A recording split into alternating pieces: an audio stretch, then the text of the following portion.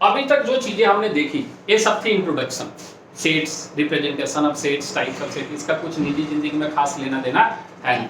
अब जो पोर्शन हम पढ़ने जा रहे हैं सेट के, ये हमारे लिए बाकी चैप्टर्स के लिए भी इंपॉर्टेंट, यानी यहां से एक क्वेश्चन तो आना ही आना है, चाहे जेई मेंस हो। अगर डायरेक्ट नहीं आएगा तो इसका यूज होगा, होना है, तय है, तो इसको ध्यान से समझेंगे। ये दो चीज हम एक साथ पढ़ाते हैं यहाँ पे, ऑपरेशंस ऑन सेट्स और वेन डायग्राम, ठीक है, दोनों साथ पढ़ाते हैं क्योंकि बेहतर समझ में आता है। तो अगला लिखेंगे आप operation on sets and Venn diagram.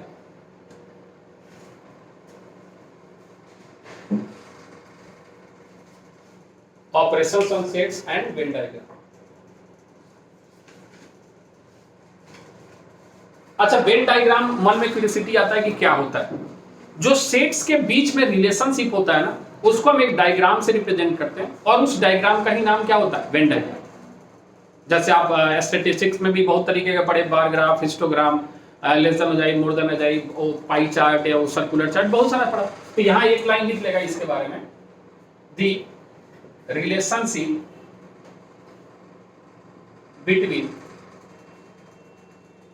sets is represented by diagram that is called Venn diagram,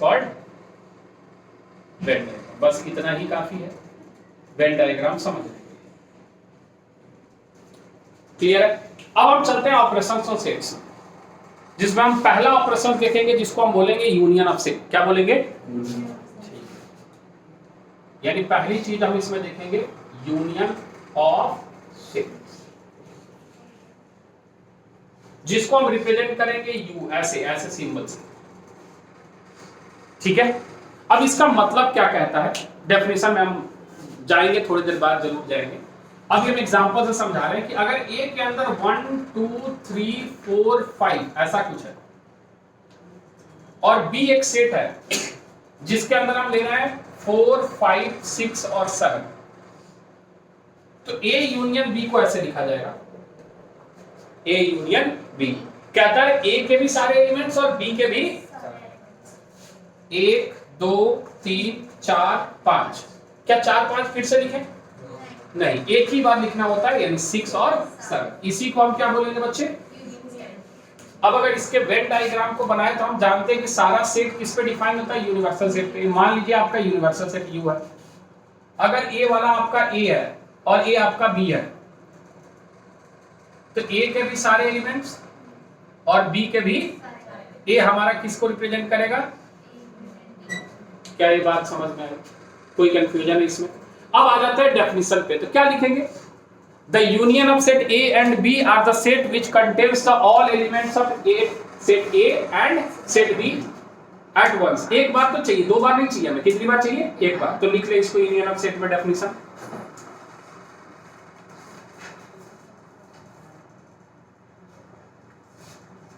union of set A and B, union of set A and B is the set of all those elements, is the set of all those elements which किसमें बोला? A और B में ना, ठीक, elements which are either in set A और set B, या तो set ए में हो या फिर किस में हो बच्चे? सेट बी में हो, या दोनों में हो, ठीक है। और इन बोथ भी ऐड कर दें, और इन बोथ। क्या ये बात समझ में आ गई? यूनियन ऑफ सेट क्लियर है? कोई कंफ्यूजन? चलिए अब हम चलते हैं थोड़ा इंटरसेक्शन ऑफ सेट में। अच्छा हाँ, यूनियन ऑफ सेट में कुछ और बात है। यूनियन ऑफ सेट एक तो आपको डायरेक्टली बोल देगा कि हाँ इसका यूनियन ऑफ सेट निकाले, कभी कभी वो डायरेक्टली नहीं बोलेगा, स्टेटमेंट के फॉर्म में बोलेगा। तो कौन सा शब्द है जो हमें रिप्रेजेंट करेगा यूनियन ऑफ सेट? अगर कहीं बोलता है ए और बी, क्या बोलता है? तो इसका मतलब वो पूछ रहा है आपसे ए यूनियन बी। कहीं बोलता है at least one of A and B, तब भी वो क्या पूछ रहा है? A union B. समझ गए ना? यहां लिख देते हैं, इधर लिख देते हैं थोड़ा सा स्टेटमेंट और इसका मतलब। जैसे ए और बी, ए और, इसका मतलब है ए यूनियन बी, इसका मतलब क्या है ए यूनियन। एटलीस्ट अगर बोले एटलीस्ट ए बी सी या जो भी बोले, 1 भी बोल सकता है, 2 भी बोल सकता है, 3 सेट में भी हो सकता है, ठीक है। ऐसे भी लिख सकते हैं 3 सेट में अगर पूछे तो ए और बी और सी, तो इसको क्या बोलेंगे A union B union 3 set है। एटलीस्ट ए और बी, अगर ऐसा दिया है तब भी ये किसकी बात कर रहा है ए यूनियन बी, ठीक है। अब एक चीज और लिख देते हैं, अभी समझाएंगे। कहीं ए एंड बी लिखा है, क्या लिखा है, तब इसका मतलब होता है ए इंटरसेक्शन बी, क्या होता है। और अगर बोथ ए एंड बी बोले, बोथ ए एंड बी बोले, तब इसका मतलब भी क्या होता है ए इंटरसेक्शन बी। समझ में आ रहा है। अच्छा A and B and C बोले थे A intersection B intersection C, ठीक है। अब इस पे चर्चा हो। अब इधर आ जा थोड़ा सा, अगली जो चीज हम पढ़ रहे हैं वो पढ़ रहे हैं intersection of set. Intersection of sets का क्या मतलब है समझ। कहता है कि set of all those elements which are present in both set A and B, यानी ऐसे बोले कि ऐसे सारे एलिमेंट्स जो दोनों में कॉमन हो, जो दोनों में, यानी हम बोल सकते हैं intersection of A and B, ऐसे समझ ए इंटरसेक्शन बी, क्या बोल ऊपर वाले एग्जांपल से ही बोल दे 4 और 5। क्या ये बात समझ में आ गया। अगर हम इसका वेन डायग्राम बनाए, क्या बनाए तो समझना थोड़ा सा। अगर इसका हम वेन डायग्राम बनाए तो ए है और ये आपका बी है, तो कौन सा रीजन है जो ए इंटरसेक्शन बी को रिप्रेजेंट कर रहा है, बीच वाला रीजन। ए वाला हमारा क्या रिप्रेजेंट कर रहा है ए इंटरसेक्शन बी। बात समझ में आ रहा है। डेफिनेशन लिख लेगा स्टेटमेंट में, लिख लेगा, लिख दे। It is the set of all the elements which are common in A and B. It is the set of all the elements which are common in both set A and set B। दोनों में जो common हो उसको हम क्या बोलते हैं बच्चे, इंटरसेक्शन ऑफ सेट बोलते हैं। कहीं एंड रहेगा तो उसका मतलब क्या होगा इंटरसेक्शन होगा, बोथ रहेगा तो उसका मतलब क्या होगा इंटरसेक्शन होगा। ऑलरेडी यहां लिख दिए हैं, और भी चीजें लिखेंगे अभी, डिस्जॉइंट सेट स्टेटमेंट और भी लिखवाएंगे अभी, कि कैसे प्रोबेबिलिटी में भी बात चलेगा कि ए एंड बी और सी हो तो उसको किस तरीके से लिखना होता है, वो सब चर्चा करेंगे। अभी हम थोड़ा स्लो ही, आपको थोड़ा कम ही लेके चल रहे हैं। पता चला आपको लगा कि भैया मैथ्स में बहुत पढ़ना है, आप छोड़ के बायो ले लिए, तो फिर कैसे काम करें। इतनी बात समझ में आ रही। अब इसके कुछ प्रॉपर्टीज जो हमें ध्यान में रखनी है, यूनियन के भी कुछ प्रॉपर्टीज और इंटरसेक्शन के भी कुछ प्रॉपर्टीज, ठीक। तो हम पहले लिख लेते हैं प्रॉपर्टीज ऑन यूनियन।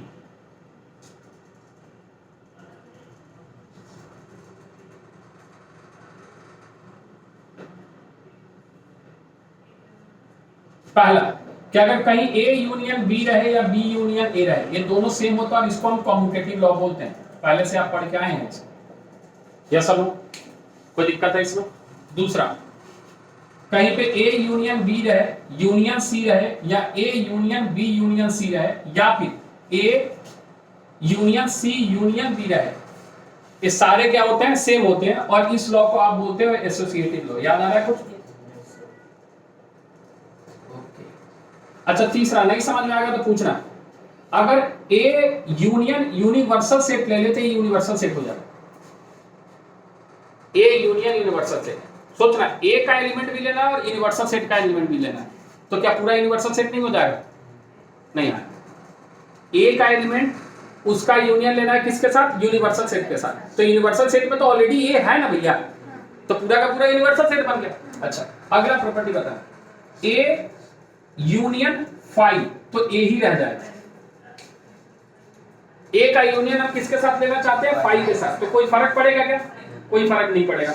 अच्छा और कोई एग्जांपल, अगर हम बोले कि ए जो है वो सबसेट है या बराबर है बी का, ए जो है वो सबसेट है या फिर बराबर है बी का, तो आप बोलोगे कि सर ए यूनियन बी जो है वो बी ही हो जाएगा।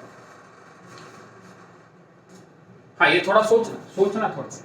ए जो है वो बी का सबसेट है या बराबर है, यानी ए में जो एलिमेंट है वो बी में ऑलरेडी प्रेजेंट है ना, ऑलरेडी प्रेजेंट। तो ए यूनियन बी क्या मिलेगा, बड़ा वाला बी ही तो मिलेगा, जस्ट लाइक यूनिवर्सल सेट ही तो है। यहाँ बी आपका क्या है, यूनिवर्सल सेट है, किसके लिए, ए के लिए, यस और नो। ओके, और प्रॉपर्टी क्या हो सकता है, हाँ, एक और चीज बोल सकते हैं कि ए जो होता है वो हमेशा सबसेट होगा ए यूनियन बी का, और बी भी होगा हमेशा सबसेट होगा ए यूनियन बी का। सोच ले, ए यूनियन बी में तो ए बी और बी भी है, तो ए केवल उसका क्या होगा, यूनियन का सबसेट ही होगा। बी भी अकेले क्या होगा, यूनियन का सबसेट ही होगा। समझ पा रहा है? अच्छा एक बात बता, अगर कोई एलिमेंट्स x अगर बिलोंग्स नहीं कर रहा है ए से, then x also not belongs to A union B. हाँ या ना? कोई एलिमेंट अगर ए सेट में नहीं है तो उसके ए यूनियन बी में भी हो नहीं होगा। क्या ये सारी बातें समझ में आई? कोई ऐसा बात जो नहीं समझ में आया पूछेंगे। अगर x b के बिलोंग करता हो, हाँ x b से बिलोंग कर रहा हो, लेकिन ए यूनियन बी में तो दोनों के एलिमेंट्स चाहिए ना, ए में तो नहीं है ना, एक तो छूट गया ना एलिमेंट। हमें ए यूनियन बी का मतलब क्या है, ए के भी सारे एलिमेंट चाहिए और बी के भी सारे एलिमेंट चाहिए, लेकिन x जो है यहाँ ए में है नहीं, बी में है। तो बी में है तो ठीक है, वो तो आ ही गया ना, किसी एक में ले लिया तो ए यूनियन बी में आया। हमने बोला है नहीं। समझ में आ रहा है? या उल्टा कर लेना, ऐसे कर ले इसको, थोड़ा कंफ्यूजिंग है ना, तो ऐसे कर, सीधा थोड़ा कंफ्यूज हो रहा है तो ऐसे कर ले कि अगर x not belongs to A union B है तो इसका मतलब है ना ही x a में रहा होगा और ना ही x जो है वो किस में रहा होगा, b में रहा होगा। ये सही है? ए वाला यहां से समझ, a यूनियन b है तो जो केवल a है वो क्या a यूनियन b का हिस्सा है या नहीं है? देखना, हमने लिखा a is a subset of a union b। a union b में a के भी एलिमेंट्स और b के भी एलिमेंट्स है, तो जो a में एलिमेंट्स है वो a यूनियन b का हिस्सा है या नहीं है? तो उसका सबसेट है ना बच्चे। सर इक्वालिटी कब होल्ड करेगा, जब b 5 हो जाएगा। जब b क्या हो जाएगा, 5, तो बराबर हो जाएगा। अरे हाँ या ना? a यूनियन b में अगर b 5 है तो a यूनियन b a ही है ना, और उस केस में वो बराबर ही है a के। शब्दों का खेल है, जितना उलझोगे उतना बेहतर होते चले जाओगे। समझ में आ रहा है? कोई कंफ्यूजन है? इधर नोट कर, इसकी भी प्रॉपर्टी लिखवाते हैं इंटरसेक्शन की। सेकंड लास्ट कौन सा, ए वाला? ए वाला, तो यही तो समझा रहे थे। ठीक है, नहीं आ रहा, हम समझा रहे। मान ले एक जो है तुम्हारे पास, मान ले एक सेट ए है जिसमें तुम्हारे पास मैंगो है 5, कितने, और बी सेट है जिसमें तुम्हारे पास बनाना है 5, और दोनों को मिला के तुमने एक पेटी बनाया जिसमें तुमने मैंगो रखा और बनाना रखा। तो क्या जो केवल मैंगो है उस पेटी का हिस्सा है या नहीं है? केवल बनाना उसका हिस्सा है या नहीं है? ले, मैंगो बनाना। अब समझ में आया कि हम सब मिलके, स्टूडेंट और टीचर मिलके एक सेट बनाया, तो जो केवल टीचर है वो इसका हिस्सा है या नहीं है? है ना भैया? ए यूनियन बी वो पूरा बड़ा सेट है जो सारे सेट से मिलके बना है, तो केवल एक सेट जो ए है वो उसका हिस्सा है या नहीं है? सर इक्वालिटी कब होल्ड करेगा, जब भी खाली होगा 5 होगा, तब बराबर ही रहा हो। अभी भी नहीं आ रहा है, ए वाला नहीं आ रहा है। कह रहे A is a subset of B, then A union B is equal to B. अगर ए बी का सबसेट है मतलब ए में जितने भी एलिमेंट्स हैं वो ऑलरेडी बी के हिस्से हैं, तो जब हम इसका यूनियन निकालेंगे तो क्या मिलेगा हमें, बी ही मिलेगा। देख ए इज इक्वल टू 1 2 3, ठीक है, और b is equal to 1 2 3 4 5। a जो है वो b का सबसेट है, a यूनियन b निकाल तो क्या मिलेगा, 1 2 3 4 5 जो क्या है, b ही तो है। अरे नहीं दिखा, आ गया? नहीं दिख रहा तो बोल, दिखा रहा है फिर से एग्जांपल। बनाना मैंगो समझ में आया? हाँ ठीक, तो लिखे टपटा।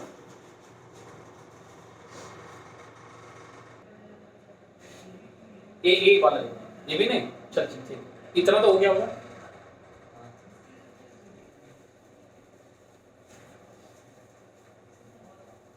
वेन डायग्राम समझ में आ रहा है? जल्दी लिख फटाफट।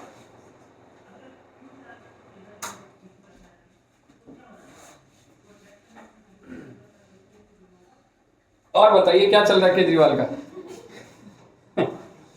अभी उसको प्रधानमंत्री बोलना है, बनना है, बोलिए मत कुछ आपको। हाँ, न तो एजुकेशन पर है, फिर चार्ज अब किस चीज के? कब है? पूछताछ बोले पकड़े, हंगामा हो जाएगा। अभी 2 मंत्री ही उसके अंदर गए हैं अभी। केजरीवाल चला जाएगा। हाँ चला जाएगा, तो जाएगा ही। सर ईडी ने भी लगा दी, सीबीआई ने भी लगा दी। वो तो धीरे धीरे बीजेपी हटेगा ना, उसको कुछ दिन बाद पता चलेगा पूरा आम आदमी पार्टी का विलय हो गया बीजेपी में।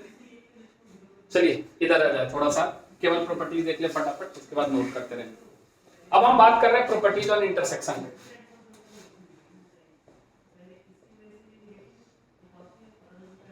Properties on intersection. ये सारी प्रॉपर्टी फिर से हम लिख रहे हैं, आपको नहीं समझ में आएगा तो बोलना बस यूनियन की जगह क्या लगा रहा है, इंटरसेक्शन। ठीक है, पहली प्रॉपर्टी ए इंटरसेक्शन बी लिखे या बी इंटरसेक्शन ए लिखे, कोई फर्क, इसको क्या बोलेंगे, कम्यूटेटिव। ठीक है, ए इंटरसेक्शन बी लिखे, इंटरसेक्शन सी लिखे या A intersection B intersection C लिखे, कोई फर्क, तो ये आपका कॉम्यूटेटिव लॉ हो गया और ये आपका एसोसिएटिव लॉ।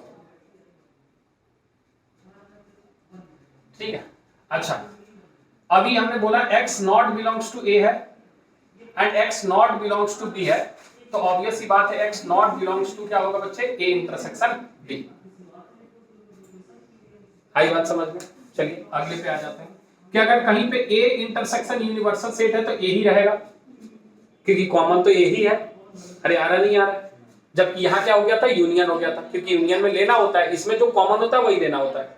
अगला, अगर a इंटरसेक्शन 5 है तो 5 हो जाएगा। सोच ले, a और 5 में क्या कॉमन है, 5 कॉमन है। a और यूनिवर्सल सेट में क्या कॉमन है, a कॉमन है।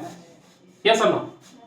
ठीक है, अगला a इंटरसेक्शन b जो होगा वो हमेशा सबसेट होगा a का, या a इंटरसेक्शन b जो होगा वो हमेशा सबसेट होगा b का। सोच ले, a इंटरसेक्शन b में जो एलिमेंट्स हैं वो a और b में दोनों में कॉमन है ना, तो वो तो a इंटरसेक्शन b a का तो रहा ही रहा होगा, उसी तरीके से वो b का भी रहा होगा। यस और नो?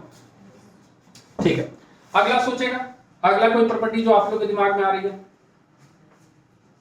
चल एक और लिख देते जिसको डिस्ट्रीब्यूटिव लॉ बोलते हैं। a union b intersection c दिया है, ऐसे दिया है a यूनियन b इंटरसेक्शन, तो ये समझ लेना मल्टीप्लाई एडिशन, याद आ रहा है, a dot b plus c, a dot b plus a dot c, बस ऐसा ही है। a union b, a union intersection intersection लगा देगा a यूनियन c, बोल आया। या फिर a intersection b union c अगर रहे तो क्या लिखेगा, a इंटरसेक्शन b बीच में यूनियन a इंटरसेक्शन c। इस लॉ को बोलेंगे हम क्या बच्चे, डिस्ट्रीब्यूटिव। कोई कंफ्यूजन? इतनी बात क्लियर है, इतनी बात क्लियर है। तो ये आपका है यूनियन ऑफ सेट और इंटरसेक्शन ऑफ सेट। कैसे निकालना है, उम्मीद करते हैं सभी को समझ में आ गया होगा कि निकालना कैसे। जैसे मान लो ये क्वेश्चन ऐसे हम ले लें, ए आपके पास है 1 2 3 4 5 ऐसे, बी आपके पास है 4 5 6 7 8 और सी आपके पास है मान लो 5 6 10 और 15, और हमसे पूछ रहा है A union B union C. बोल बच्चे, 1 2 3 4 5 6 7 8 10 और 15। आई बात समझ में? हमसे पूछ रहा है A intersection B intersection C. बोल, A intersection B intersection C, केवल 5, केवल 5। हमसे पूछ रहा है A union B intersection C, यानी सबसे पहले ए यूनियन बी निकालना है, यानी 1 2 3 से लेके कहां तक, 8 तक, हाँ या ना। और फिर इंटरसेक्शन सी लिखना है 5 6 10 और 15, हाँ या ना। अब बताइए इसमें से क्या कॉमन है, केवल 5 ही कॉमन है, 5 और 6 कॉमन है, तो इसकी वैल्यू कितनी आ जाएगी बच्चे, 5 और 6। क्या समझ में आ रही बात? अच्छा ऐसा पूछ दे, A intersection B union C, A intersection B union C, A intersection B 4 5, और इसका हमें किसके साथ लेना है, यूनियन सी के साथ, जो कि है 5 6 10 और 15।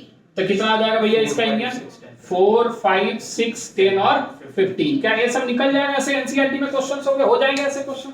कोई दिक्कत वाली बात है? इसके हम लोग बेहतर क्वेश्चन करेंगे, ये सब बातें, ये सब कुछ मजेदार है। समझ में आ रहा है? कोई कंफ्यूजन? चल नोट करेगा, बाकी चीजें अगली क्लास में। आज बहुत बहुत